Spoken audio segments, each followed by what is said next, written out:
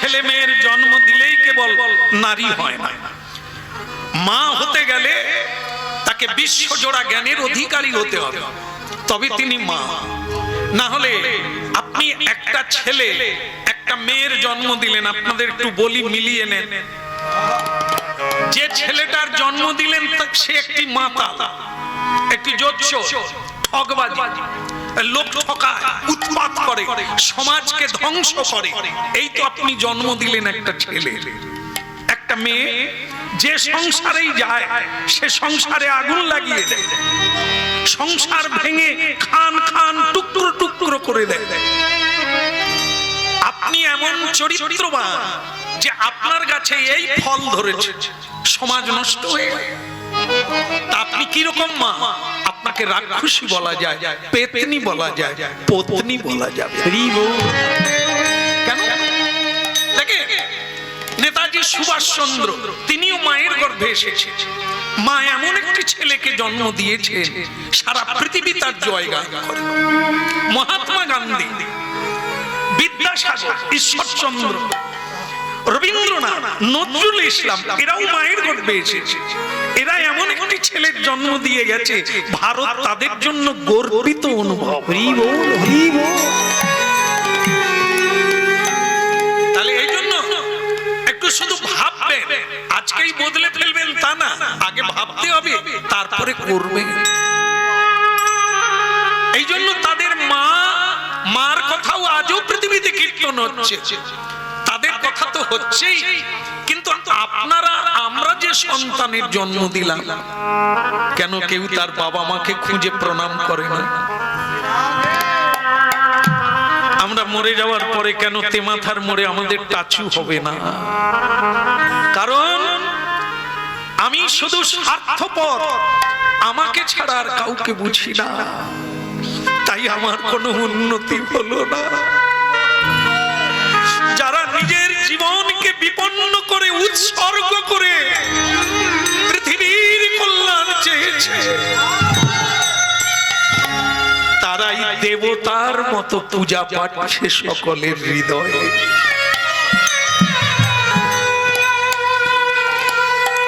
ওগো চিত্রসেন, এ তুমি কি করলে? আমি নিরপরাধ একজন সাধু, ভগবানের উপাসনা করছি বৃন্দাবনে যমুনার জলে নেবে, আর তুমি পান খেয়ে আমার গায়ে ফেলে দিলে। অভিশাপ, অভিশাপ মানে দণ্ড, অপরাধ করলে তার দণ্ড। তাই ভারতীয় সংশোধনাগার, ভারতীয় সংবিধান সবাইকে মানতে হবে, যে মানবে না তাকে এই সংশোধনাগারে যেতে হবে। জেলখানায় লেখা আছে দেখবেন সংশোধনাগার। আপনার ভেতরে যে গোলমালটা আছে, যে ভুলটা আছে, এটা কারাগারে গেলে সংশোধন হবে। আপনার অনুশোচনা হবে যে আমি কাজটা মানুষ হয়ে ভালো করিনি। এটা কখন মনে হবে? যখন অন্ধকার কারাগারে বসে থাকবে। এই জন্য ভক্তমন্ডলী মায়েরা, অভিশাপ হলো দণ্ড, অভিশাপ হলো শাস্তি। দিলে আমি বদল হতে পারি, আমি সংশোধন হতে পারি। অভিশাপ তারাই দিতে পারে যারা শুধু অভিশাপ দেয় না, যারা আশীর্বাদে জীবন কানায় কানায় ভরে দিতে পারে। এই জন্য সন্তানকে তিনি তিরস্কার করতে পারেন যিনি পুরস্কারও দিতে জানেন। সন্তানের কল্যাণের জন্য মা বাবা যেমন সন্তানকে তিরস্কার করে, তেমনি সাধুগুরু, সমাজের শিক্ষক, তারা শিক্ষা দেওয়ার জন্য দণ্ড ধারণ করে। এ চিত্রসেন, তুমি হরিনাম কীর্তন করো, গন্ধর্ব কুলে তোমার জন্ম, সৌভাগ্যের অধিকারী, কিন্তু তুমি পান খেয়ে আমার গায়ে দিলে, তোমার সংশোধন হওয়া দরকার, তাই তোমাকে অভিশাপ দিলাম। অভিশাপ দিতে যাচ্ছে এমন সময়ে ঋষির মনে পড়ল অভিশাপ দিলে কি থেকে খরচা হয়। এই যে আপনারা হরিনাম শুনছেন, এর দ্বারা একটা শক্তি অর্জন হচ্ছে, তার নাম পুণ্য, তার নাম সুকৃতি। যে সময়টা আপনারা হরি চিন্তায় বসে আছেন, এর একটা মহাফল আছে, কিন্তু এই ফলটা নষ্ট হয়ে যাবে। কখন নষ্ট হবে? যখন আপনি ক্রোধ করবেন। ক্রোধাগ্নি, ক্রোধকে অগ্নি বলা হয়েছে। এই জন্য হরিনাম শুনুন আর বুঝে নেন, আমাদের শরীরের মধ্যে তিনটে জিনিস আছে যা আমাকে শেষ করে দিবে। সে তিনটে জিনিসের নাম হলো, প্রথম হলো কাম, দ্বিতীয় হলো ক্রোধ, আর 3 নম্বর হলো লোভ।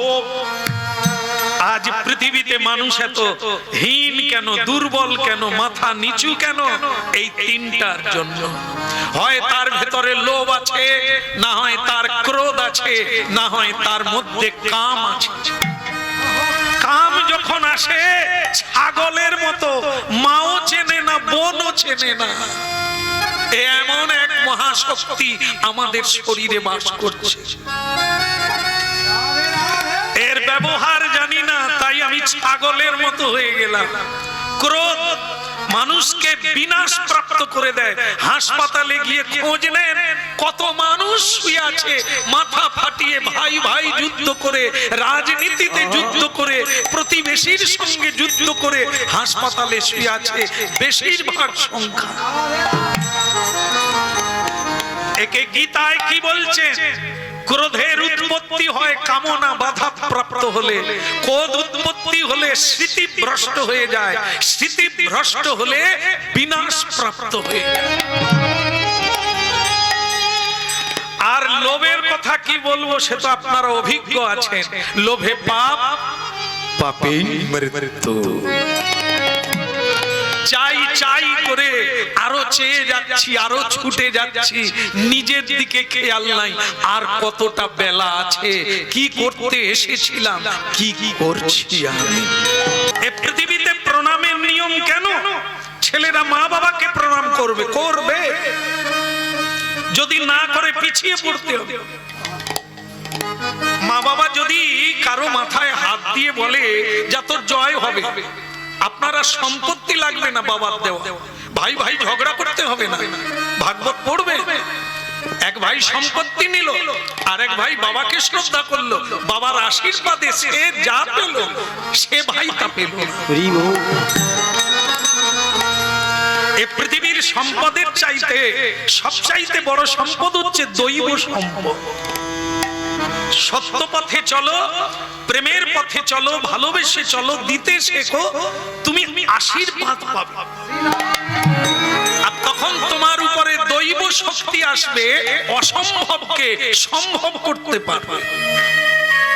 আর আজকে দুনিয়ার দিকে তাকিয়ে দেখুন, নিজের পেট নিজে চালাতে পারে না, বিষ খেয়ে মরছে, গলায় দড়ি দিয়ে মরছে, ঘর ছেড়ে পালিয়ে যাচ্ছে। কেন রে?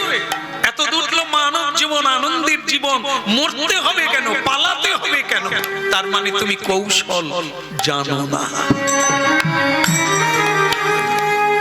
এই যে যাকে শ্রদ্ধা করলে, যার সেবা করলে পাওয়া যায়, তার গালে থুতু দিল। এই জন্য ভগবান বলেছেন, আমার পুজো না করো যায় আসে না, কিন্তু সাধুর পুজো করতে ছেড়ো না। মা দুর্গার হাতে সাপ আছে, আর মা লক্ষ্মী দেবীর বাহনকে কি চা? দার্জিলিং চা, পেঁচা, পেঁচা না? তাহলে মা লক্ষ্মীর বাহন পেঁচা, গণেশের বাহন ইঁদুর। পেঁচা যদি ইঁদুর দেখে, ইঁদুরের কি হবে? কোন গোলমাল নাই, এক সংসারে আছে, ইঁদুরও আছে, পেঁচাও আছে। কার্তিকের বাহন ময়ূর, আর মানে কি বলবো, আমার ভোলানাথের গায়ে কি আছে? সাপ। ভোলানাথের গায়ে সাপ, মায়ের হাতে সাপ। বলুন তো পেঁচা যদি সাপ দেখে, ময়ূর যদি সাপ দেখে, সে ছাড়বে, কিন্তু কোনো গোলমাল নাই। এই জন্য ভোলানাথকে আমরা তো হুগলি বিখ্যাত জায়গা, তারকেশ্বর বাবা ভোলানাথ, আমাদের দেশ থেকে ঝাঁকে ঝাঁকে মানুষ আসে এখানে শান্তি পাওয়ার জন্য, এই সেই জায়গা। কিন্তু ভোলানাথ কার নাম জপ করে আমরা মূর্খ। এই আজকেই আসছি দেখি একটা দল বিরাট মাইক টাইক সাজিয়ে নিয়ে, বাজনা নিয়ে, তারপরে বাঁক নিয়ে যাচ্ছে। বাবার মাথায় ঢালবে না নিজেদের মাথায় ঢালবে বুঝি না। এ যা নাচানাচি করছে ও তো নিজের মাথায় জল ঢেলে দেবে। এটা পদ্ধতি না, বাজনা বাজিয়ে মজা করতে করতে যাওয়া পদ্ধতি না, চোখের জলে তার নাম স্মরণ করে যেতে হয়, পদ্ধতি চেঞ্জ। এই জন্য যাওয়া আসা সার হয়, কৃপা লাভ করা হয় না। তিনি বৈষ্ণব, বৈষ্ণবাং যথা শম্ভু, বৈষ্ণবানাং যথা ভাগবত। তিনি পরম বৈষ্ণব, তিনি বিষ খেয়ে হজম করে দিলে কণ্ঠে থেকে গেল, তাই তার নাম হলো নীলকণ্ঠ। তিনি ভালো পোশাক পরেন না, আমরা তার মাথায় জল ঢেলে পোশাক একবারে ঝিলমিল করছি। তিনি ভালো জামা কাপড় পরেন না, বাঘাম্বর পরে আছে, হাড়ের মালা গলায় পরে আছে, সাপের মালা পরে আছে, আমরা তার ভজন করে গয়নার শেষ নাই। বুঝলাম কবে? একবারও কি আমরা ভেবে দেখেছি যে তিনি যদি এত কিছু দিতে পারে, তিনি শ্মশানে বসে আছেন কেন? প্রশ্ন জাগলে তো হবে, তাহলে তো আমাদের ভজন বদলে যেত, জীবন বদলে যেত।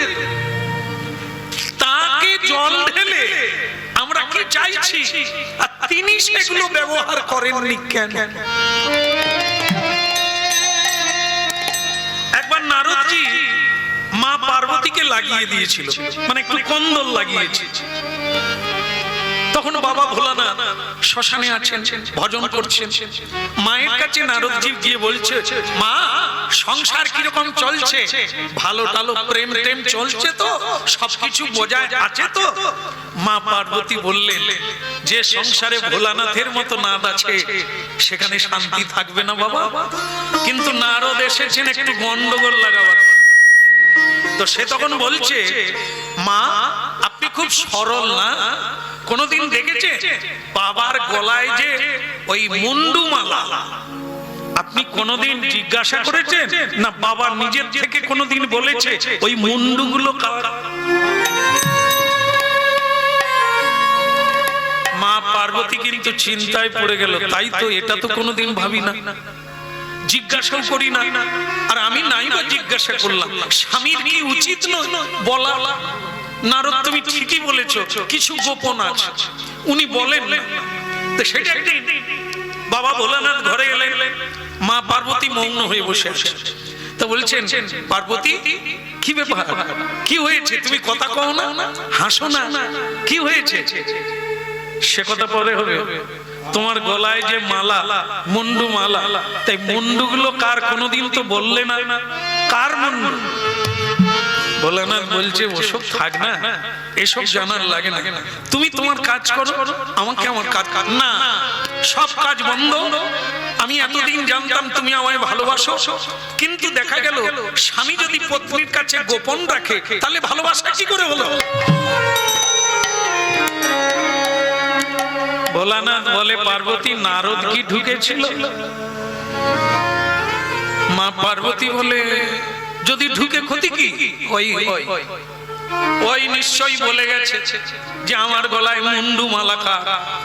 হ্যাঁ ঠিকই তো, যদিও বলে, সে কি ভুল বলেছে? তুমি কোনোদিন বলেছো মুন্ডু মালা কার? আজকে যদি না বলো, আমি আর রান্নাও করবো না, সংসারও করবো। ভোলানাথ বলে, তাহলে বলি, এই আমার গলায় যে মুন্ডু মালা, কিছু মুন্ডু তোমার, আমার,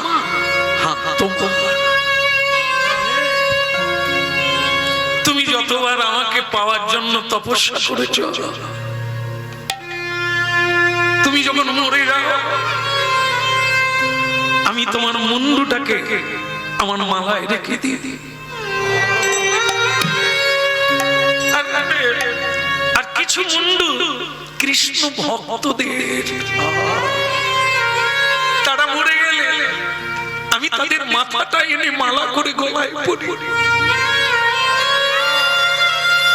তারা যেভাবে সাধনা করলো, কৃষ্ণ নাম করলো, আমি যেন তেমন ভাবে পারি। আমি যেন কৃষ্ণ নাম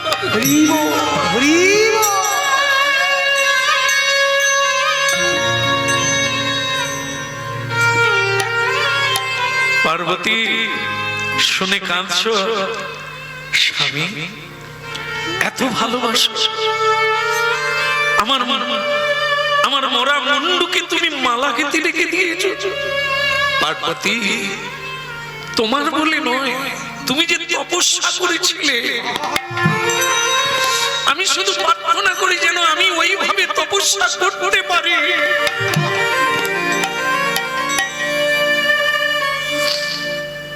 ভক্তমণ্ডলী ভাইরা, একটা জিনিস এখানে আরো পরিষ্কার হলো, পার্বতী দেবী কাঁদছে কেন বলুন তো? এটা জানতেন না তিনি। এক তো তার নিজের মুন্ডমালা, মানে যতবার মরেছে, কিন্তু এই জায়গাটা তার কান্না, তার মানে আমি অনেকবার মরেছি, আবারও মরবো, কিন্তু উনি মরেননি।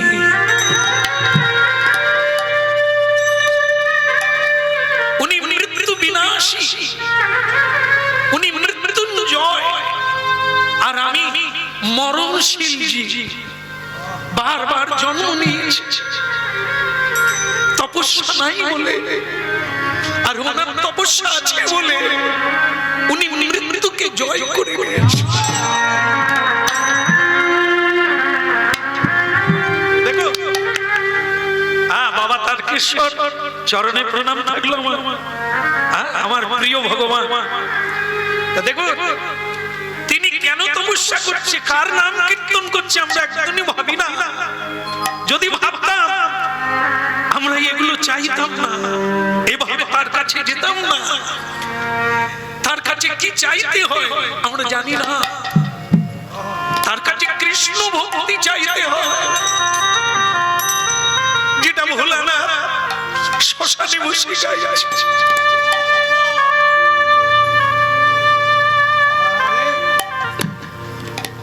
বোঝার চেষ্টা করুন, 16,108 জন পত্নী, কোনদিন ঝগড়া নেই, দ্বন্দ্ব নেই, শুধু প্রেম, অনির্বাণ প্রেম।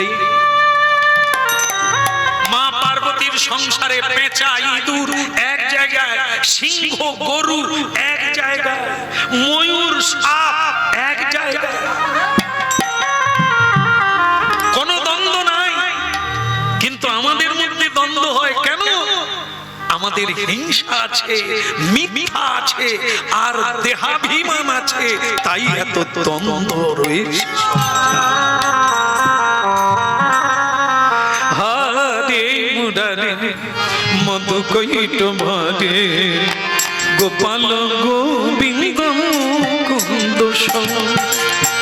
হরে মুরারে মধু কৈট ভরে, গোপাল গোবিন্দ মুকুন্দ সরে। যোগেশ্বর নারায়ণ কৃষ্ণ বিষ্ণু, যোগেশ্বর নারায়ণ কৃষ্ণ বিষ্ণু, নিরাশয় মা জগদীশ্বর। আদি মুরারে মধু কৈট ভরে, গোপাল গোবিন্দ মুকুন্দ সম। হরে মুরারি মধু কৈট ভরে, গোপাল গোবিন্দ মুকুন্দ সরে। গোপাল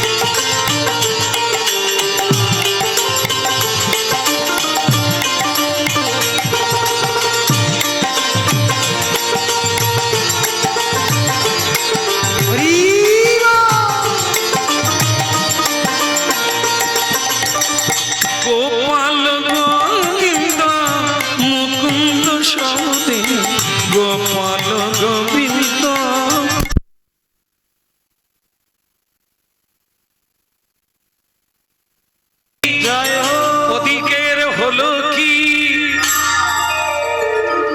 মানে কি, গালব ঋষি পৌঁছে গেলেন দ্বারকায়, আর দ্বারকায় যে পৌঁছে গেলেন সংসারের পরিবেশ দেখুন, ভগবান লোকশিক্ষক কি বলছে, ও মেয়েরা আরে তাড়াতাড়ি একটু উলুধ্বনি করো।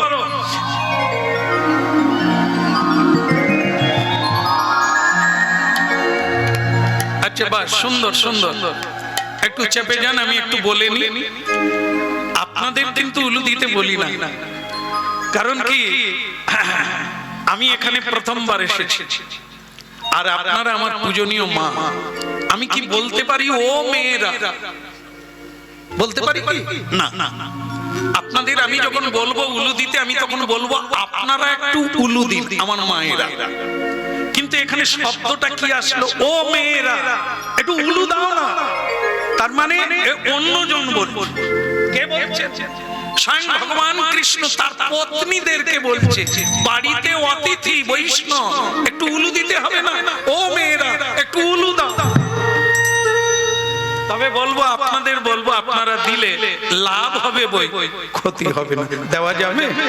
উলুধ্বনি শঙ্খধ্বনি করে যত নারী, উলুধ্বনি শঙ্খধ্বনি করে যত নারী, উলুধ্বনি শঙ্খধ্বনি করে যত নারী, উলুধ্বনি শঙ্খধ্বনি করে যত নারী, হরি হরি ধ্বনি করে ভক্ত মণ্ডলী, হরি হরি ধ্বনি করে ভক্ত মণ্ডলী, হরি হরি ধ্বনি করে ভক্ত মণ্ডলী, হরি হরি ধ্বনি করে ভক্ত মণ্ডলী, পুষ্প বৃষ্টি উলুধ্বনি করে যত নারী, পুষ্প বৃষ্টি হরি ধ্বনি করে যত নারী, হরি হরি ধ্বনি করে ভক্ত মণ্ডলী,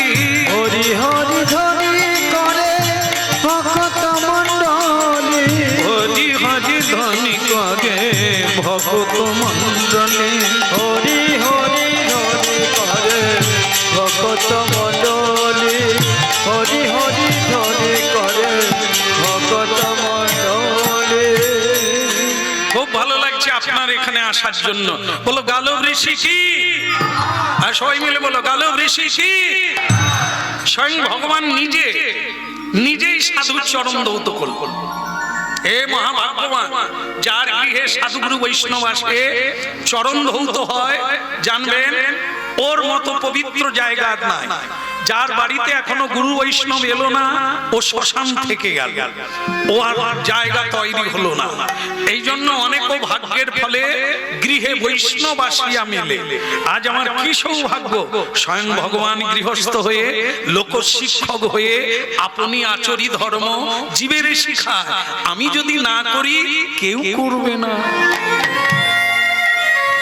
হ্যাঁ, এই যে খোকা, ভালো একটু প্রণাম করো।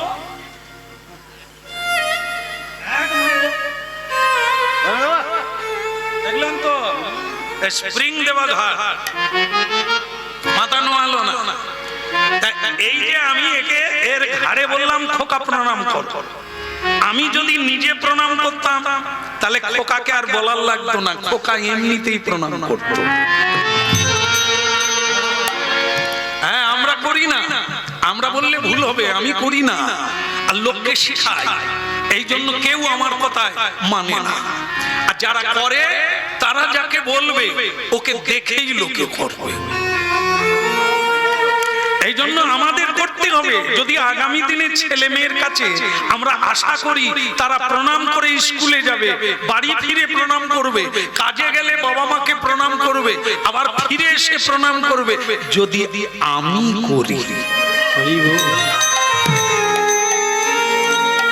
তারা জন্মের পর দেখছে আমি আমার বাবাকে কিভাবে শ্রদ্ধা করছি, আমি আমার মাকে কিভাবে লাঞ্ছনা দিচ্ছি, মাকে আমরা কিভাবে ভাগাভাগি করে নিই, কিভাবে মাকে আমরা গালাগালি করি, সেইটা আমার ছেলে মেয়ে দেখলে আর আমাকে স্কুলে পাঠাতে হবে না, এই স্কুলে ওর শিক্ষা হয়ে যাবে। এই জন্য স্বয়ং ভগবান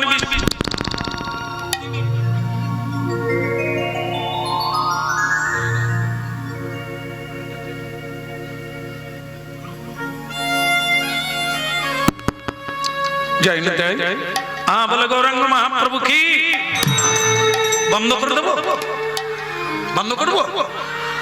আর একটু আছে, হ্যাঁ আপনাদের পিপাসা এত বেশি যে আমার অতখানি ডোবা নাই, তবু যতটুকু আছে একটু কথাটা হয়ে যায়। এই তো হয়ে গেল। বলো রাধা মাধব কি।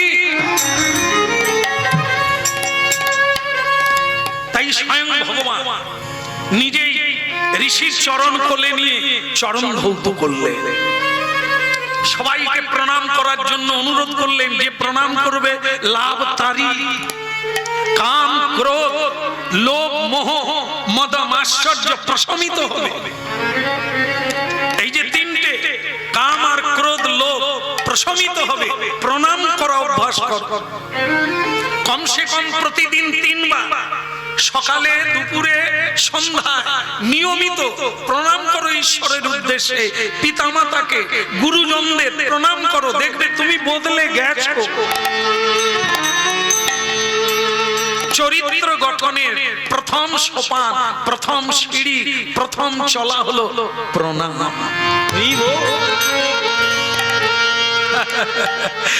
এখন আপনারা বলুন তো, ঋষি কেন দ্বারকায় গেছেন? দেখি কার মনে আছে। আপনি কি প্রথম থেকে আছেন নাকি ঝড়ে পালিয়ে যাননি? কি মনে রেখেছে? ওই যে পানের বীজ, মানে তার মীমাংসাটা শুনে যাবে। এই তো একদম ঠিক।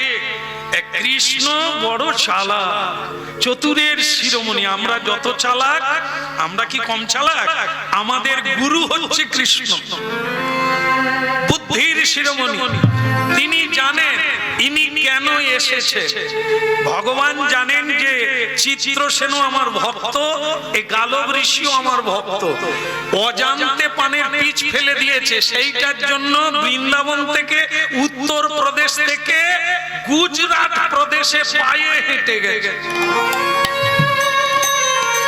তা ভগবান চতুরের শিরোমণি, তিনি চিন্তা করলেন কি সেবা দিয়ে কথা বলে যদি ওটা ভুলিয়ে দিতে পারি, তাহলে আর দণ্ডও দিতে হবে না, বিচারও করতে হবে না। পরে আমি দেখা হলে চিত্রসেনকে বলে দেব, এরকম আর দ্বিতীয়বার করো না। এটা হচ্ছে কৃষ্ণজির প্ল্যান, মানে সাধ্য তার, এটি হচ্ছে কল্পনা। এভাবেই তিনি ঋষিকে কৃপা করবেন।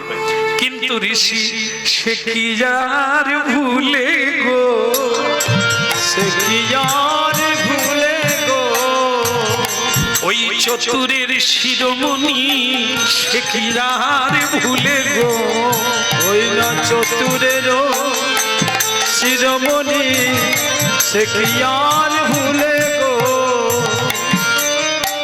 ভগবান কৃষ্ণ ভোলাতে চাইছে। ঋষি বলে ভুলে গেলে চলবে না, আমি নালিশ জানাতে এসেছি।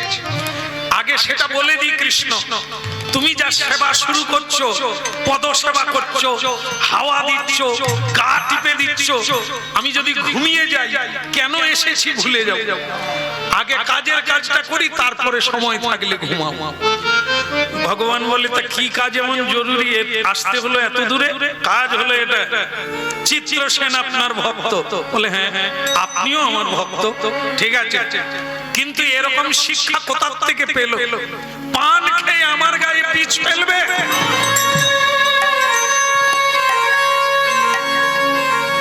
ভগবান এ কথা শোনার পর এমন অভিনয় করলেন যেন তিনি কিছু জানেন না। পিচ থুতু খেয়ে আপনার গায়ে? ছি ছি ছি ছি ছি ছি ছি, এটা চিত্রসেনের উচিত হয় না। আপনার মতো সাধুর গায়ে পা। গালব ঋষি বলে তাহলে বোধহয় ওর আর মারের অভাব হবে। ভগবান যেরকম অবাক হয়ে শুনলেন, হ্যাঁ দাঁড়ান দাঁড়ান, ওকে আমি এমন দণ্ড দেব আপনি চিন্তা করবেন না, ওর দণ্ডের ব্যবস্থা আমি করব, আপনি বাড়ি চলে যান, ওর ব্যবস্থা। যাক বাবা, এত দূর হেঁটে আসছিলাম বলে একটা কাজ হয়ে গেল, বেটাকে দণ্ড দিই। কিন্তু ঋষির যেন কোথায় একটা গোলমাল হলো। মনে মনে চিন্তা করলেন এ কোনো চালাকি টালাকি নয় তো, বরং জিজ্ঞাসা করে নি, ঠাকুর ও ঠাকুর, এই বাবু আবার ঋষি কেন এলেন, কিছু বলবেন? না না, ওই যে আপনি বললেন ওকে দণ্ড দেবেন, বলে হ্যাঁ দেব। তা কি দণ্ড দেবেন যদি শুনে যেতে পারতাম, লোককে বলতে পারতাম। ভগবান দেখলো এ তো আমার চালাকি কাজ করছে না, এ তো জিজ্ঞাসা করছে আমি কি দণ্ড দেব, এখন তো বলতেই হবে। তো তখন ভগবান আবার চালাকির আশ্রয় নিলেন। কি আসলে জানে না তো ভগবানের চেয়ে ভক্ত বেশি চতুর, না হলে ভগবানকে উপর থেকে নিচে নামাতে পারে? ভগবানকে কানে ধরে উঠবুস করায় কারা? ভক্ত। এই জন্য ভগবান বলেছে আমার চেয়ে আমার ভক্ত বড়। কেন বলছেন? এই যে দেখুন মাথায় কি ঢুকেছে। কি প্রভু তাহলে দণ্ডটা কি দেবেন? বলে আপনি নিশ্চিত জেনে রাখুন ও মরবে।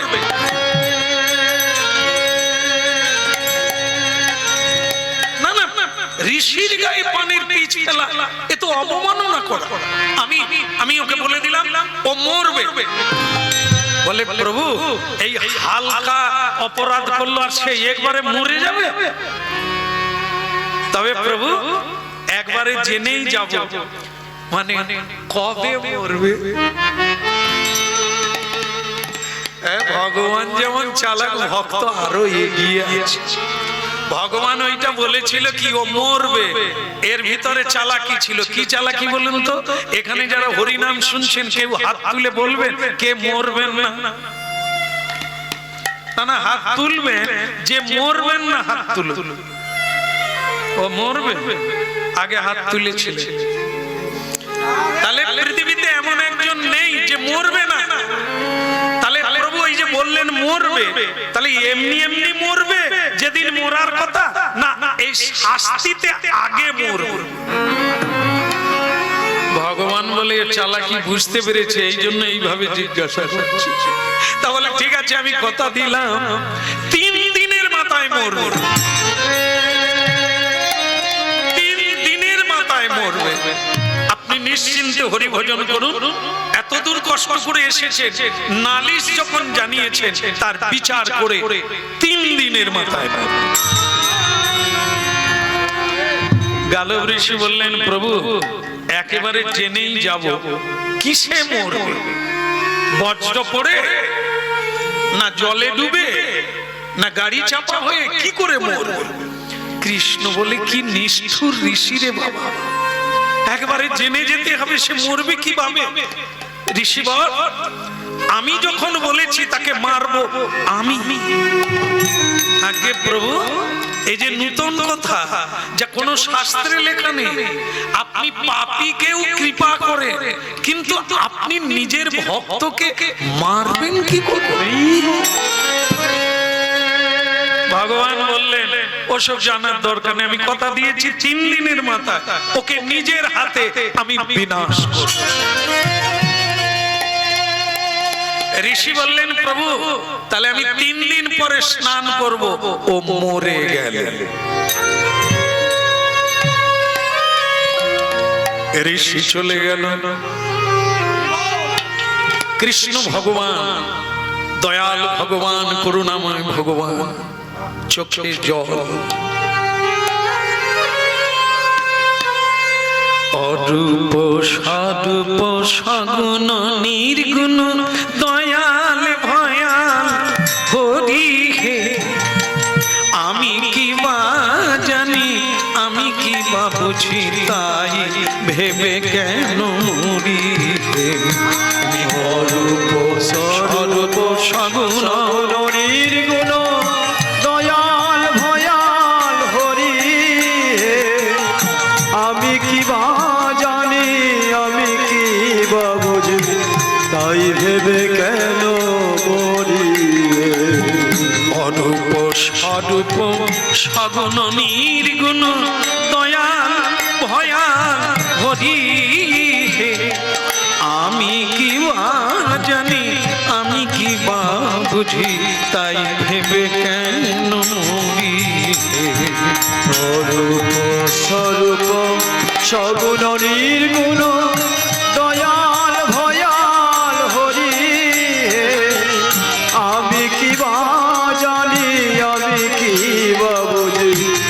তাই ভেবে কেন মরি হে। কি রূপে এসেছি কেমনে বাজাব, তাই ভেবে কেন জীবন কাটাবো। কি রূপে এসেছি কেমনে বাজাব, তাই ভেবে কেন জীবন কাটাবো। তুমি আনিয়াছ তোমারেই পাবো, এই শুধু মনে পড়ি হে। অরূপ স্বরূপ সগুণ নির্গুণ দয়াল ভয়াল হরি হে। আমি কি বা জানি আমি কি বা বুঝি, তাই ভেবে কেন মরি হে। অরূপ স্বরূপ সগুণ নির্গুণ দয়াল ভয়াল হরি হে। আমি কি বা জানি আমি কি বা বুঝি, তাই ভেবে কেন মরি হে। ভক্তমণ্ডলী মায়েরা, ভগবানের একটা নাম দয়াল, আবার ভগবানের একটা নাম ভয়াল। পাপীর কাছে তিনি ভয়ঙ্কর, অপরাধকারীর কাছে তিনি মৃত্যুর ভয়ঙ্কর রূপে, আর ভগবত ভক্তির কাছে তিনি করুণাময়, তিনি দয়া। আর তার ভক্তকে তিনি নিজের মুখে বলে দিয়েছে 3 দিনের মাথায় মারবে। তাই ভগবানের দয়াল হৃদয় কাঁদছে। এই শেষে এসে গেছেন আপনারা হরিনাম শুনতে শুনতে। ভগবানের হৃদয় কাঁদে বলেই তো কলিকালে দাঁড়ে দাঁড়ে হরিনাম যেচে সেদে দিল আমাদেরকে কৃপা করার জন্য। আমাদের জন্য তার হৃদয় কাঁদে বলেই তো তিনি গেরুয়া বসন পরে বিষ্ণুপ্রিয়াকে কাঁদিয়ে, সচিমাকে কাঁদিয়ে, নগরবাসীকে কাঁদিয়ে রাস্তায় রাস্তায় হরিনাম বিলিয়ে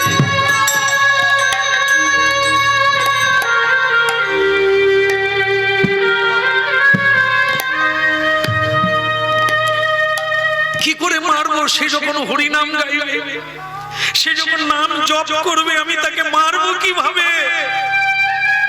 এমন বেলা নারদ ঋষি উপস্থিত হলো সেই জায়গায়। প্রণাম করেই বললেন, প্রভু আপনি কাঁদছেন, নিশ্চয়ই কোনো অঘটন ঘটবে। কারণ জলে কমল ফোটে, কিন্তু কমলে যদি জল ওঠে কমল কি আর থাকে? নৌকা জলে চলে, কিন্তু নৌকায় জল উঠলে বিপদ বাড়ে।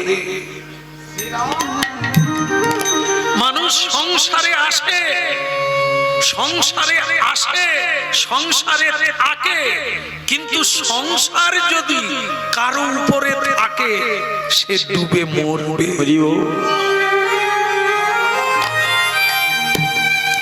তা ভগবান কান্নার কারণ কি? ওই চিত্র শেষ পান খেয়ে ঋষির গায়ে, গালব ঋষির গায়ে পিচ ফেলে দিয়েছে। সে এসে আমাকে জানিয়ে গেল, আর আমি কোথায় কোথায় বলে দিয়েছি তাকে 3 দিনের মাথায় আমি নিজের হাতে বিনাশ করব। আমি কি করে পারবো? নারদ বলে, প্রভু আপনি সত্যদর্শী সনাতন, আপনি বলে দিলেন কি করে? এতদিন আমি কীর্তন গাইছি, সকলের কাছে বলে বেড়াচ্ছি তুমি পাপী হও তাপী হও, হাতে তালি দিয়ে হরিনাম করো, ভগবান কৃপা করবে। আর আজকে আপনি নিজে বলে দিলেন ভক্তকে মারবেন, কেউ আর হরিনাম গাইবে। প্রভু তবে আপনি যখন নিশ্চিত মারবেন, আমি জানি আপনি মারবেন, আমি আপনাকে কথা দিলাম কি আমি ওকে বাঁচাবো। রাখে হরি মারে হরি, এ নারদকে বুঝা। আমি যদি কাউকে মারবো বলি এ বাঁচাতে পারবে? আবার আমি যদি কাউকে বাঁচাবো কেউ মারতে পারবে? রাখে হরি মারে কে? মারে হরি রাখা। নারদজি তখন ভগবানকে বললেন, ভগবান আপনার মুখেই শুনেছি আপনার চেয়েও বড় একজন আছে। কে? সে হচ্ছে হরিনাম। হরি নামের চেয়ে একজন বড় আছে, তার নাম হচ্ছে ভজনকারী প্রিয় ভক্তগণ। আমি আপনাকে কথা দিলাম আপনি মারবেন, আমি তাকে বাঁচাবো। এই হলো ভক্ত ভগবানের লড়াই শুরু হলো। কিন্তু আশ্চর্য দেখুন, আমাদেরই মতো, সেটা কি, যার মরার কথা দুদিন পরে সে কিন্তু জানে না, যেরকম আমরা জানি না। তা ভগবান চ্যালেঞ্জ, মানে নারদ ঋষি চ্যালেঞ্জ করে চলে গেলেন কোথায়? আগে তাকে জানাই যার মরার কথা। নারদ ঋষি বাজাই বিনা রাধিকার মন। নারদ ঋষি বাজাই বিনা রাধিকার মন। নারদ ঋষি বাজাই বিনা রাধিকার মন। বিনা নারদ ঋষি বাজাই বিনা রাধিকার মন নামে।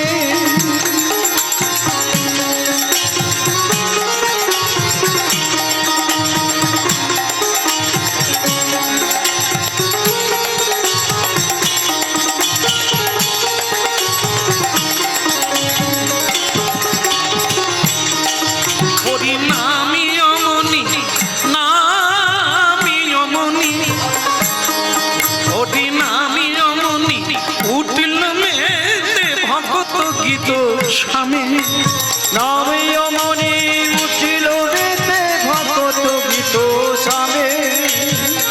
নারদ ঋষি বাজায় বিনা রাধিকার মন।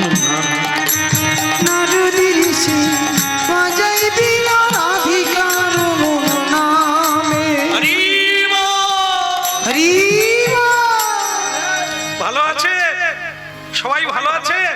একবার হরিধ্বনি। গুরুদেব প্রণাম চরণে। যার বাড়িতে গুরুদেব আসে তার আবার অমঙ্গল। হতভাগা, পান খাও।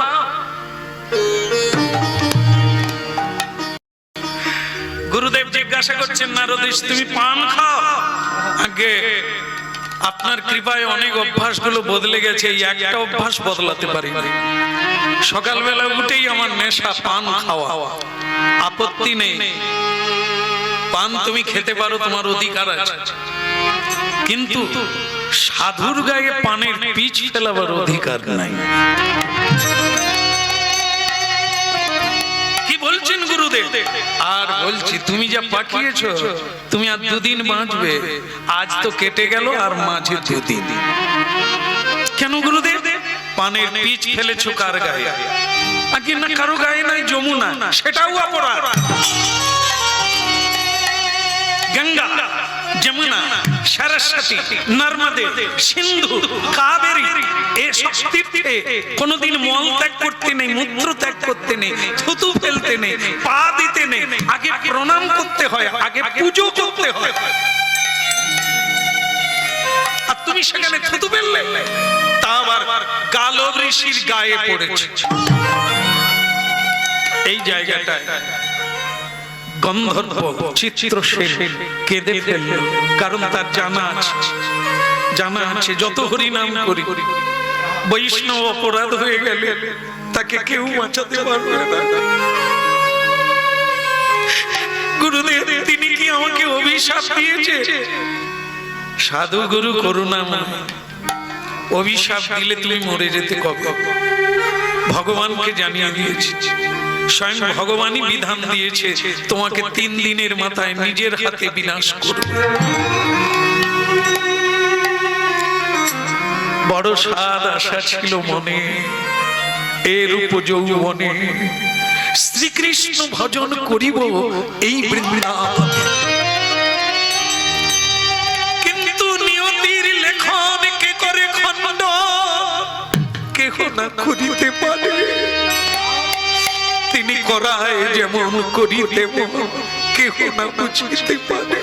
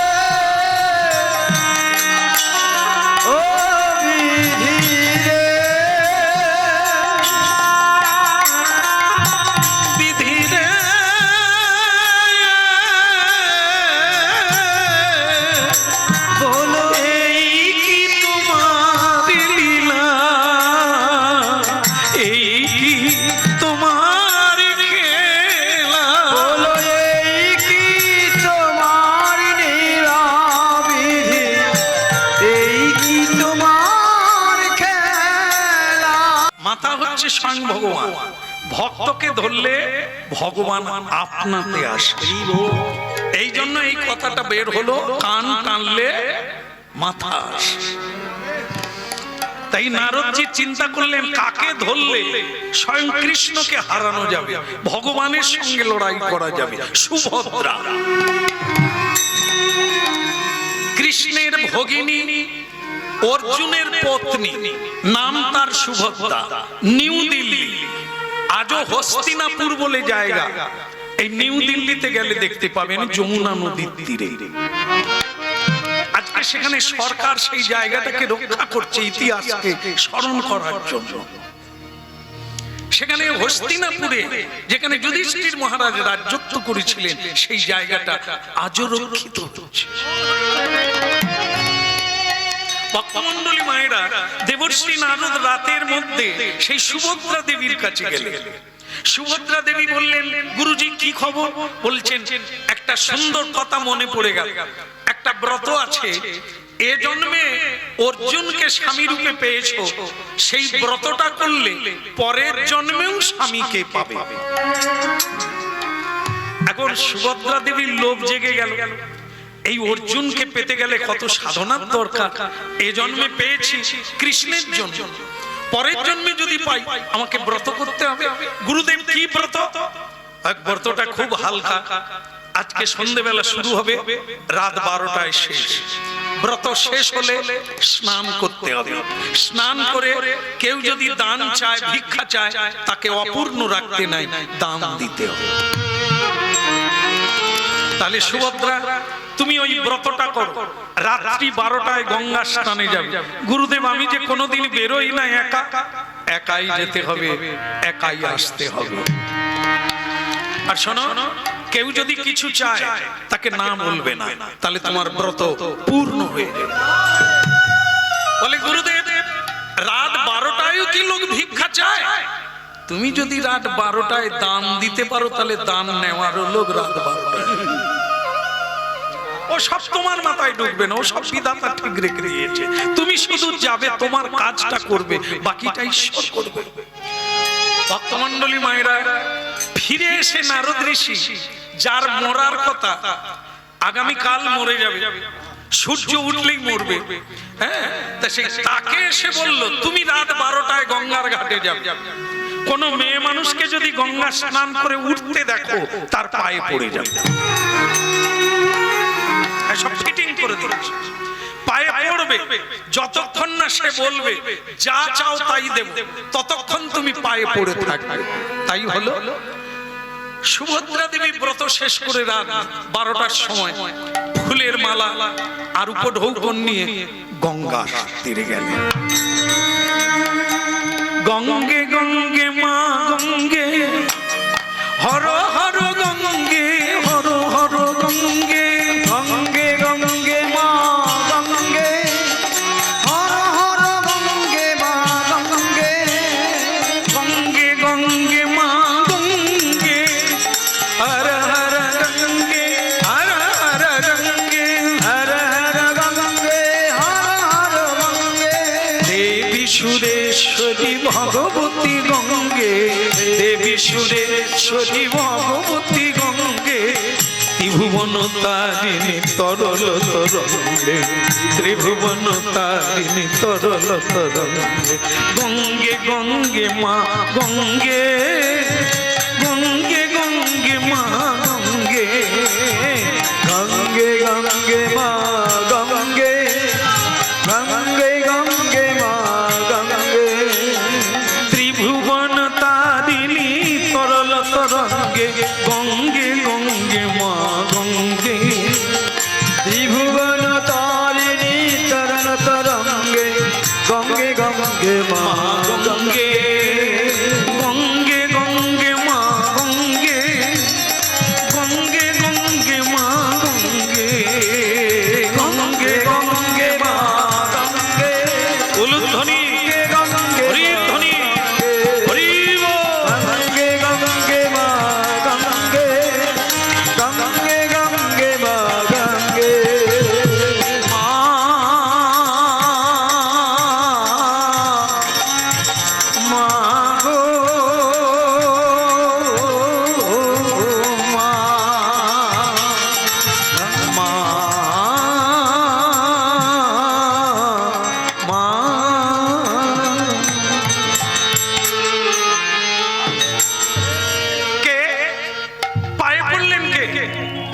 আপনি কে? আর কোনো কথা নেই, গুরুদেব বলে দিয়েছে ততক্ষণ পড়ে থাকবি যতক্ষণ না বলবে যা চাইবে তাই দেবে। চিত্রসেন যার মরার কথা আগামীকাল, তাকে গুরুজি বলে দিয়েছে পায়ে পড়ে যায়। মেয়ে মানুষ সুভদ্রাজির পায়ে পড়ে গেল, সুভদ্রা দেবী কান্নাকাটি জুড়ে দিল, আপনি আমার বাবার মতো, আমি মেয়ের মতো, আপনি পায়ে পড়ে গেলে, বলুন কি চান? ওহো, আপনি যা চাইবেন তাই দিয়ে দেব, শুধু পা ছেড়ে দেন। এতক্ষণ পরে কথা বললেন চিত্রসেন, আমি যা চাইবো তাই দেবে মা, আমার অদেও কিছু নেই, বলুন আপনি কি চান? আগামীকাল মরে যাব। আপনার মতো লোক মরে যাবেন? এত সুন্দর দেখতে, এত অল্প বয়স, আপনি কালকেই মরে যাবেন? তা আবার জেনে ফেলেছে কালকে মরে যাবে? কালকেই মরে যাব সূর্য উঠলে। আপনি আমার পায়ে পড়লেন কেন? আপনি বলেছেন যা চাইবো তাই দেবেন, তাই আপনি দেন, আগামীকাল যেন আমি বেঁচে যাই।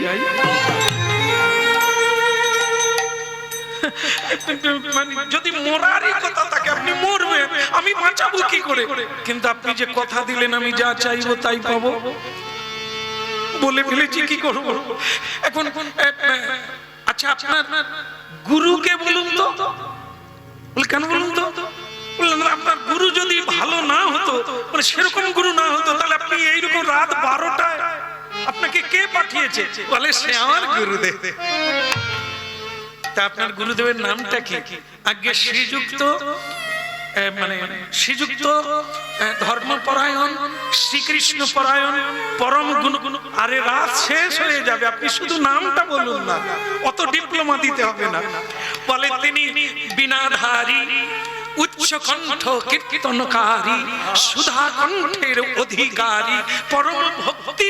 আরে মুশকিল নাম বলুন। আগে তার নাম পরম ভক্ত প্রভু নারদ ঋষি।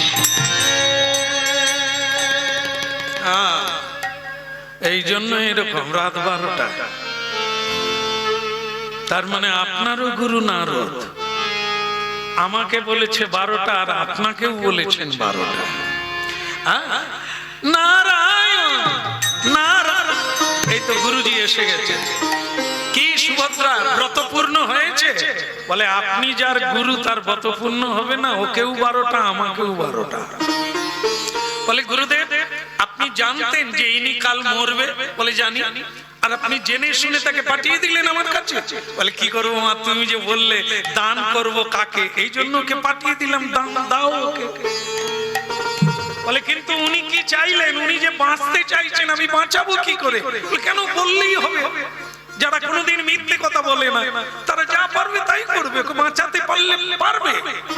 তুমি পারো? কি করে পারবো? আগামীকাল যুদ্ধ করো কৃষ্ণের সঙ্গে।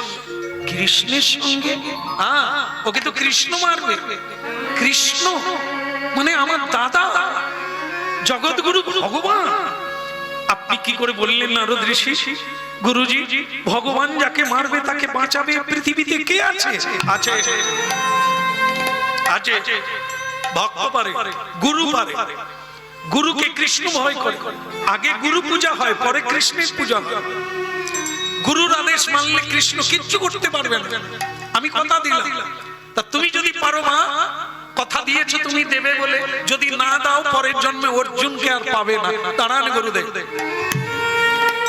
আমি সুভদ্রা কৃষ্ণ ভগিনী, কথা যখন দিয়েছি উনি বাঁচবেন। বাস নিতাই গৌর হরি বল।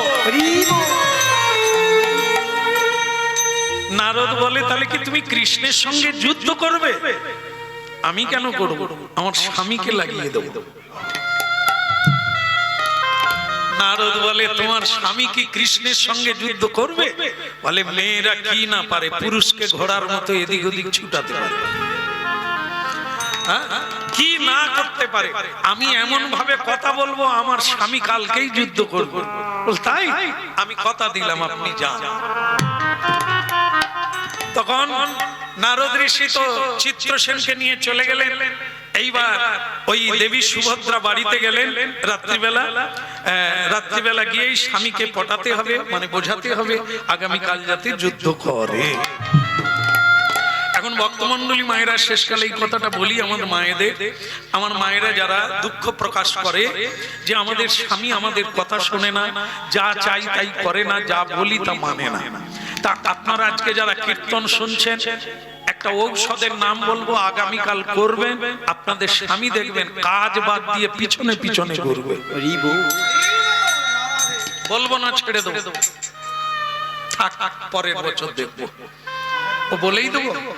আর যদি স্বামীরা থাকে তারাও শুনে নেবে, তখন ধরা পড়ে যাবে, কাজ আর হবে। তবু বলে যাই, যার ভাগ্যে যা আছে হোক। হ্যাঁ, বলো রাধা দামোদর কি। আমি বলবো না। সুভদ্রা দেবী কিভাবে স্বামীকে ম্যানেজ করছে, এইটা করলেই কাজ হবে। দেখুন কি করছে, কি করছে। আচ্ছা, এইটুকু জেনে নি আপনাদের কাছে, আপনাদের এখানে কিরকম নিয়ম? রাত্রিবেলা ছেলেরা আগে শুয়ে পড়ে না মেয়েরা আগে শুয়ে? মায়েরা, মেয়েরা এখানে মেয়েরাই আগে শুয়ে পড়ে। আমাদের ওখানে সব পুরুষরা আগে শুয়ে, মায়েরা অনেক দেরিতে কাজকর্ম করে রাত্রিবেলা শুতে আসে। আপনাদের এখানে নিয়ম কি, আগে পুরুষ না মায়েরা? মায়েরা ঠেলা ঠেলি করছে, তুই বল না। হ্যাঁ, এ বলার লাগে না, সব জায়গায় একই নিয়ম। আগে পুরুষরা শুয়ে পড়ে, পরে মেয়েরা আসে। মেয়েরা এসে প্রথমে কি করে, যেটা আপনারা করেন আর কি, এটা কি পদ সেবা করেন না আপনারা? করেননি? পিছনে বউমারা আছে, আপনি গান নেড়ে দিলেন, করেননি? হায় সর্বনাশ করেছে, এই জন্য তো ঝগড়া চলছে।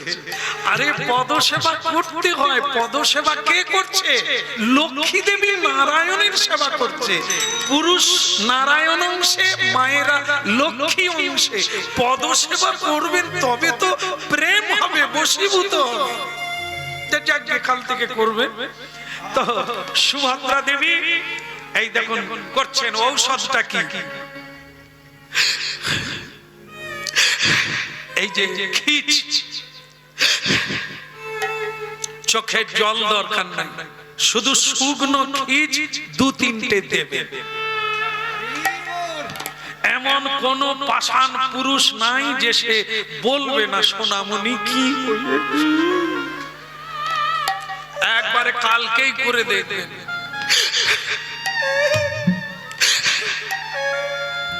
অর্জুন শুয়েছিল, কি হলোটা কি? কেউ কিছু বলেছে? আমরা যেরকম বলি, সারাদিন খেটে ফেটে এলাম, ফ্যাঁস ফ্যাঁস ফ্যাঁস ফ্যাঁস করছো, আমার মা কিছু বলেছে? ঘর থেকে বের করে দেবো। আমার বাবা কিছু বলেছে? খাওয়া বন্ধ করে দেবো। তখন স্ত্রী বলে, এই করেছে তোমার বাবা তোমার মা, এই আমরা তার পরের দিনই ব্যবস্থা নিয়ে নি, মা বাবা ঘর থেকে বেরিয়ে যাও। কিন্তু বউ হাজার দোষ করলেও ওই খিচেই মেরে দিল। বাস। অর্জুন বলছে, কি হয়েছে নাকি? আরে বাবা একটু ঘুমোতে দাও না, কি হয়েছে বলো না, আমি এক্ষুনি তার বিধান করবো। তা সুভদ্রা দেবী তখন বলে, তাহলে তুমি প্রতিজ্ঞা করো, 3 বার বলো, আমি যা বলবো তুমি শুনবে, আমি যা বলবো তুমি শুনবে, আমি যা বলবো তুমি শুনবে। অর্জুন বলে, প্রতিজ্ঞার দরকার কি? জীবনে মিথ্যে বলি না, আজও হবে না। না না তুমি বলো। ঠিক আছে ঠিক আছে, যা বলবে তাই করব, যা বলবে তাই শুনবো, যা বলবে আমি তাই করতে বাধ্য হব। সুভদ্রা তখন আর খিজ নাই, কোথায় নদী শুকিয়ে গেল। অমনি বলছে, ওগো তোমার মতো স্বামী ঠিকই বলেছে, কেন করবে না বলো। দেখো আমি গঙ্গার ঘাটে গিয়েছিলাম, একজন সাধু আগামীকাল মরে যাবে, তার অল্প বয়স, আর সে আমার পায়ে ধরে চাইলো, আমি তাকে বলে দিয়েছি তুমি বাঁচবে। অর্জুন তখন বলে, তুমি কাল থেকে শ্মশানে শ্মশানে ঘুরো। বলে কেন? যারা যারা মরে যাবে বাঁচাবে।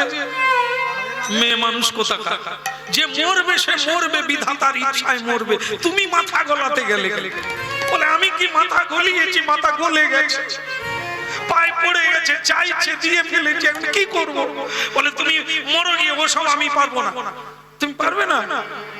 তুমি যে কথা দিলে যা বলবো তাই করবো। ওরে সর্বনাশ রে, ঠিক আছে ঠিক আছে, বলো কি করতে হবে বলো।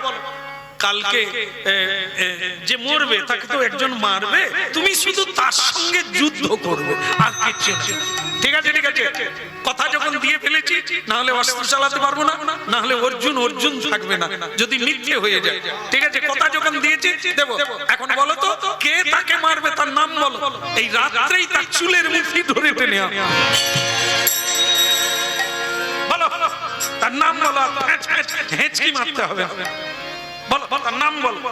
সুভদ্রা মনে মনে চিন্তা করলেন, নামটা একবার শুনো তারপর। কি হলো, নাম বলো। আগে তার নাম কৃষ্ণ। ও আচ্ছা, কি নাম বললে? আগে কৃষ্ণ। ওই বলা মাত্র এতক্ষণ খাটে শুয়ে শুয়ে কথা হচ্ছিল, দুম করে পড়ে গেছে। কৃষ্ণ নাম শুনেই খাট থেকে পড়ে গেছে।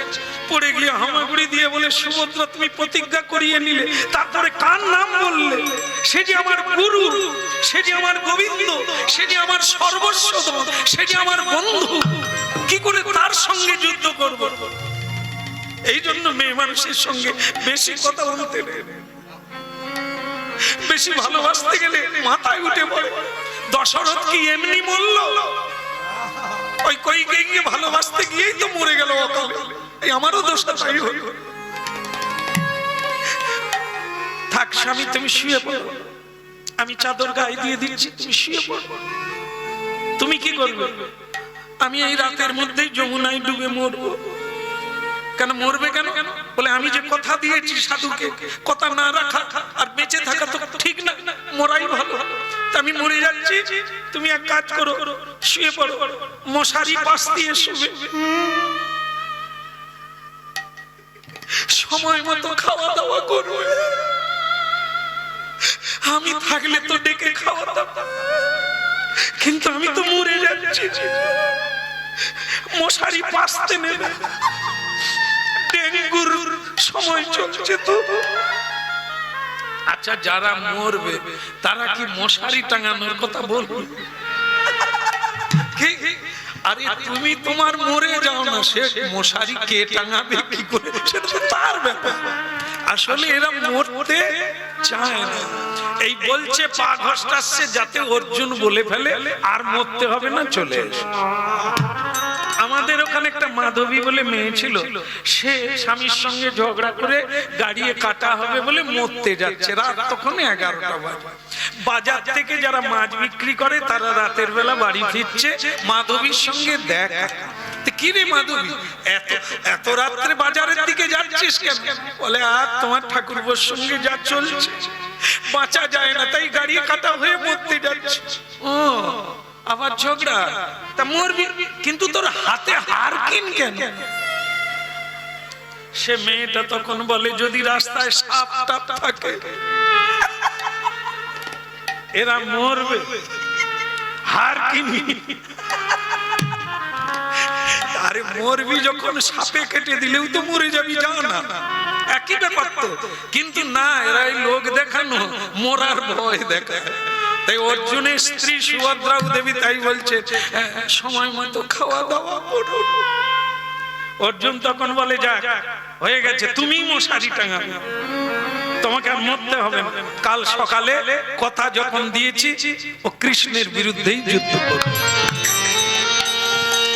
ভাই বোনে লাগিল লড়াই, দেখো রে দেখো রে সবাই। বিদায় গৌর হরি হরি লাগলো লড়াই, দেখো রে দেখো রে সবাই। ভাই বোনে লাগিল লড়াই, দেখো রে দেখো রে সবাই। ও ভাই বোনে লাগলো লড়াই, দেখো রে দেখো রে সবাই। যাই যাই বলি হার যাই, ভাই বোনে লাগলো লড়াই। ও যাই যাই বলিহারি যাই, ভাই বোনে লাগলো লড়াই।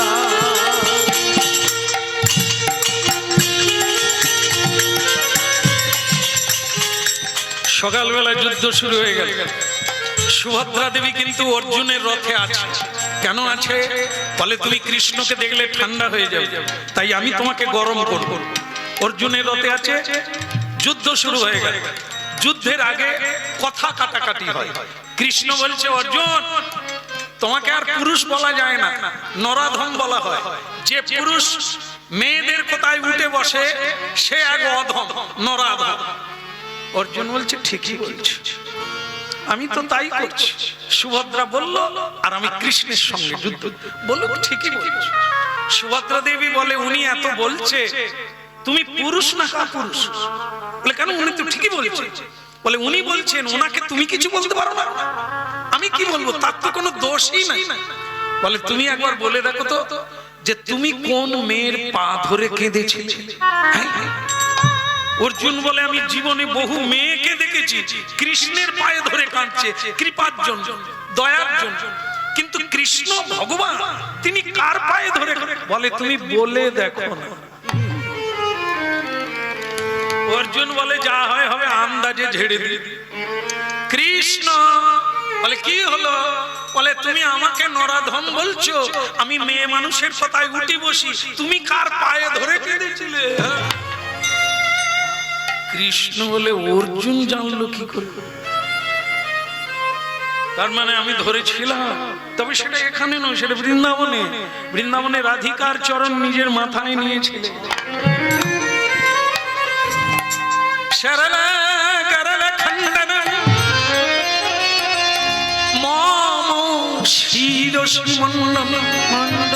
দেহি পদ পল্লব মুদার মুদার।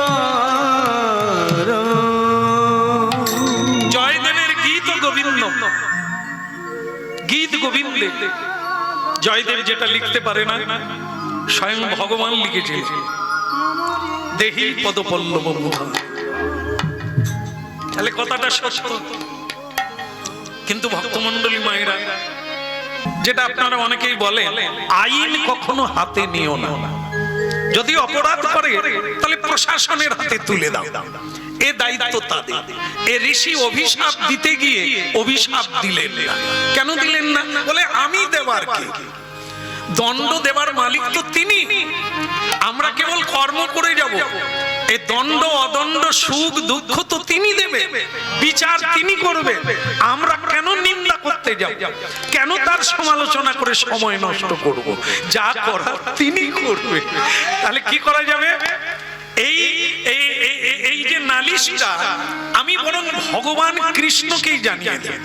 উনিও কৃষ্ণ ভক্ত, আমিও কৃষ্ণ ভক্ত। তাহলে আমি ওনাকে জানাবো কেন? আমি ওনাকে অভিশাপ দেব কেন? কেন আমার সুকৃতি নষ্ট করব? তার চাইতে আমি ভগবানকে জানাবো। যেমন ভক্তমন্ডলী মায়েরা, আমার মায়েরা যারা আছেন, প্রণাম আপনাদের চরণে। অনেক সময় দেখা যায় বাড়িতে ঝগড়া হয়। আপনাদের এখানে হয়নি বোধহয়? হয়নি না? ভালো জায়গা।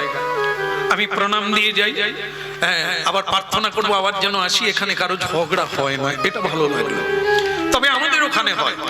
ঝগড়া হলে একটা জিনিস হয় কি জানেন তো? যে ঝগড়া করতে পারে সে কোমর বেঁধে করে, সে থামে না, গলা ধরে গেলেও ছাড়ে না। কিন্তু কেউ কেউ আছে দেখবেন, দু চার কথা বলার পরে আর পারে না, মানে আর বলতে পারে না। সে তখন কি করে? বল, কত বলবি বল, উপরে ভগবান আছে, তোর বিচার করবে। মানে সে আর পাচ্ছে না। আর যারা পারে তারা তো ছাড়ে না, গলা ধরে গেলেও ছাড়ে না। কেমন? তো যাই হোক, এখন এইরকম একটি ছেলে, যুবক, নূতন বিয়ে করেছে। নূতন বিয়ে, পুরনো বিয়ে নয়, এই বিয়ে করলো। তা বিয়ে করে তার স্ত্রীকে বলছে, খালি উল্টো দিকে তাকা, আমার মা ভালো শিক্ষা দেয়, রান্না করো, আমি এখনই মনের মাথা থেকে আসি। ওই নতুন বউ রান্না করছে, কিন্তু রান্না করলে কি হবে? স্বামী দেবতা যে কি এখনো তো জানেনি। ওই যে মোড়ের মাথায় যায়, তার মোড় যে কোন দিকে ঘুরবে তার তো ঠিক নেই। গেছে এক মোড়ে, আসার সময় কোন মোড় থাকবে এ তো বিধাতাও জানে না, তার মেয়েটাও জানে না। রান্না করে স্বামী আর আসে না। তো সে মেয়েটা তো নূতন, অল্প বয়সের মেয়ে, তার ঘুম এসে গেছে। সে ঘরের দরজা না বন্ধ করে রান্নাঘরেই খাওয়া ঢেকে দিয়ে ঘুমিয়ে পড়েছে। আসে তো আসে, দুটো চোর ঢুকেছে সেই তালা। তারা দেখে কি অপূর্ব গয়নাগাটি তো আছে, ওটা তো পাবোই, খাওয়ারও একটা গন্ধ উঠছে, গরম গরম খাওয়া। মেয়েটা রান্না করেই ঘুমিয়ে পড়েছে। আগে খাওয়াটা খাই, চোরেরা বলছে চোর, তারপরে চুরি করব। এই চোর খাবার খেতে গিয়ে সময় নষ্ট হয়ে গেছে। ওদিকে তার যে স্বামী দেবতা, তিনি তখন মেজাজ নিয়ে আসছে, না না না না না না।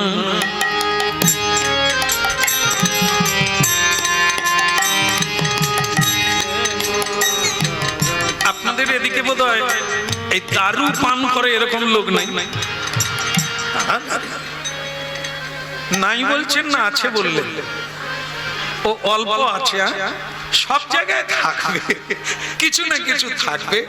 তো সেটা নে মা তারা তুলে নে মা, নে মা তারা তুলে নে মা, এ সংসার আর ভালো লাগে না, নে মা তারা তুলে নে মা, তোর সঙ্গে থাকবো, সুরা খাবো, এই বাসনা মনে মোদ, নে মা তারা তুলে নে মা, নে মা তারা তুলে নে মা,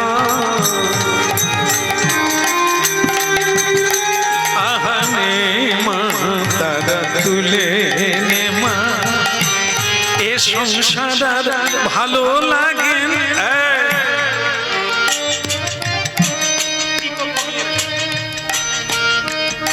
নবাব নন্দিনী কোথায় গেলে?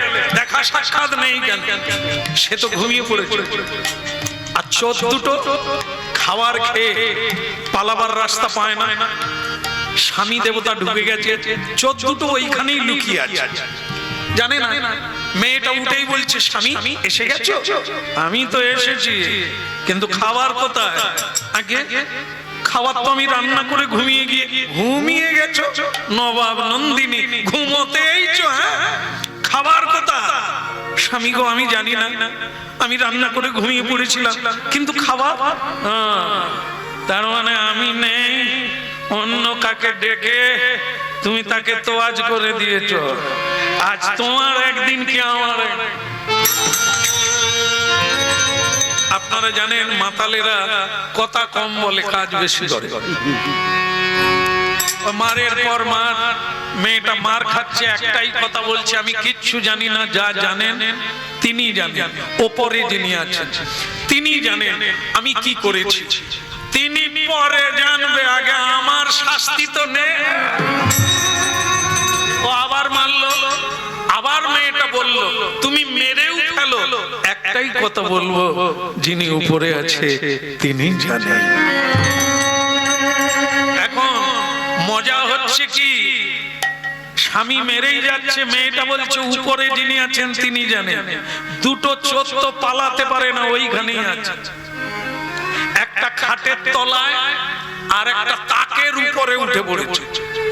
এখন যখন মেয়েটা বলছে যে উপরে যিনি আছেন তিনি জানেন, ওই তাকের উপরে যে চোর আছে সে খালি বলে, মেয়েটা খালি আমার নাম বলে গেল, না আমি কি একা খেয়েছি, খাটের নিচে যে আছে সে কি খায়নি? আর একবার যদি মেয়েটা বলে উপরে আছে, আমি বলবো নিচে যে আছে সেও খেয়ে।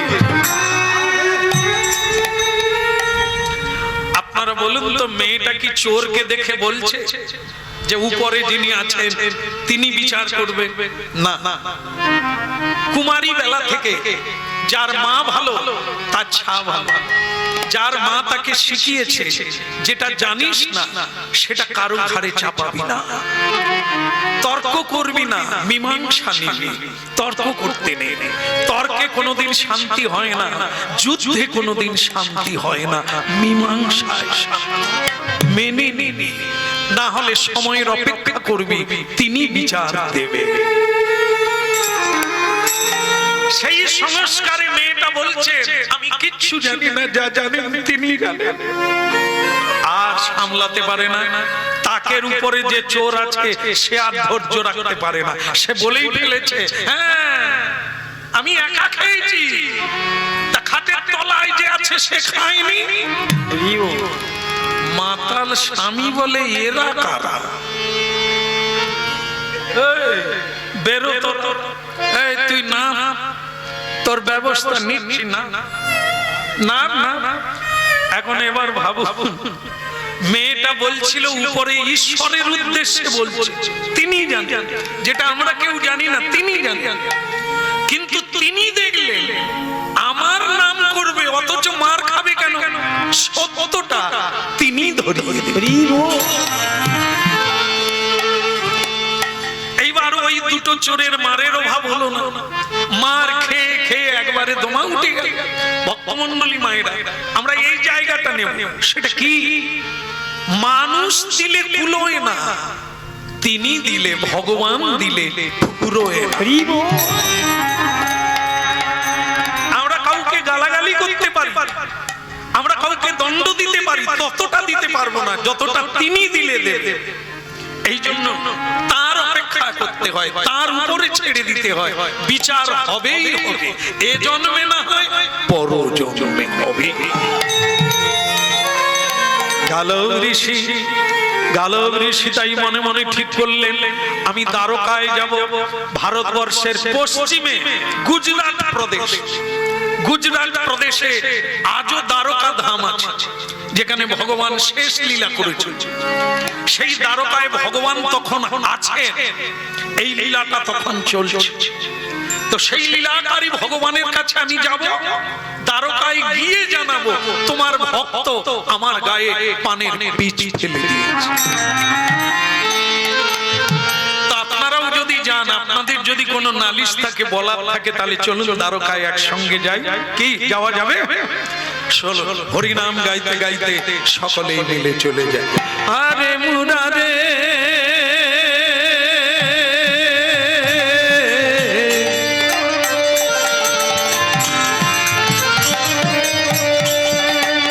হরিধ্বনি উলুধ্বনি,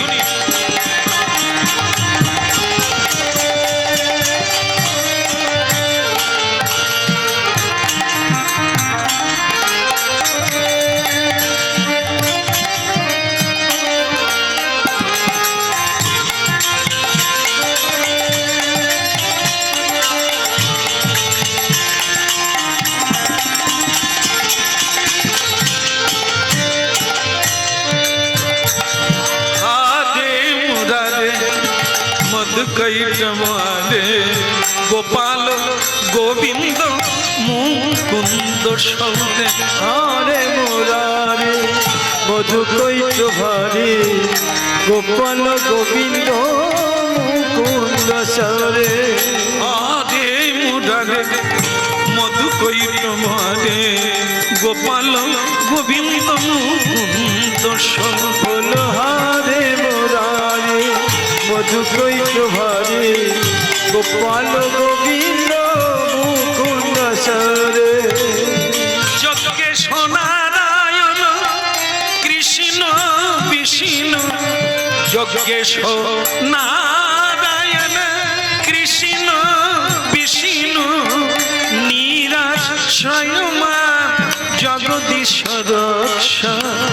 হরে মুরারে মধুকৈট মারে গোপাল গোবিন্দ মুকুন্দ সৌরে। হরে মুরারে মধুকৈট ভারে গোপাল গোবিন্দ মুকুন্দ সরে। গোপাল গোবিন্দ মুকুন্দ সৌরে। গোপাল গোবিন্দ মুকুন্দ সরে।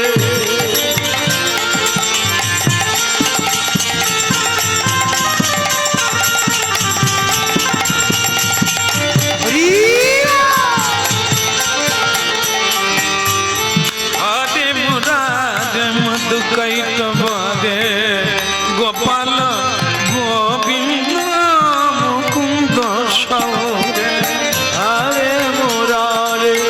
মধু কৈচ ভরে গোপাল গোবিন্দ মুকুন্দ সরে। আপনারা একবার বলুন তো, গোপাল গোবিন্দ মুকুন্দ সৌদে। ওই বললেন না তো, যদি না বলেন যাবেন কি করে? বসে বসে তো যাওয়া যাবে না, হরিনাম গাইলে দ্বারকায় পৌঁছে যাবে। গোপাল গোবিন্দ মুকুন্দ সৌদে। বাহ, আপনারা যাবেন, অবশ্যই যাবেন, হাত তুলুন। হরে কৃষ্ণ হরে কৃষ্ণ কৃষ্ণ কৃষ্ণ হরে হরে হরে রাম হরে রাম রাম রাম হরে হরে হরে কৃষ্ণ হরে কৃষ্ণ কৃষ্ণ কৃষ্ণ হরে হরে হরে রাম রাম রাম হরে হরে। হরে কৃষ্ণ কৃষ্ণ কৃষ্ণ হরে হরে হরে রাম রাম রাম হরে বলে গৌরাঙ্গ মহাপ্রভু কি না হয়েছে? একটু জোর করে দিতে হবে, দ্বারকা ধাম কি। না না, এ কথা এই তো আপনাদের মানে কি বলবো, কুন্তি ঘাট পর্যন্ত যেতে পারেন। আর একটু জোরে লাগান, বলিয়ে দ্বারকা ধাম কি। হ্যাঁ, অনেক দূর গেছে গো, এবারে মানে বোম্বাই পর্যন্ত চলে গেছে, ওখান থেকে গুজরাট পৌঁছে দিলেই হবে। বলিয়ে নিত্যানন্দ প্রভু কি। হয়তো এসে গেলাম একবারে।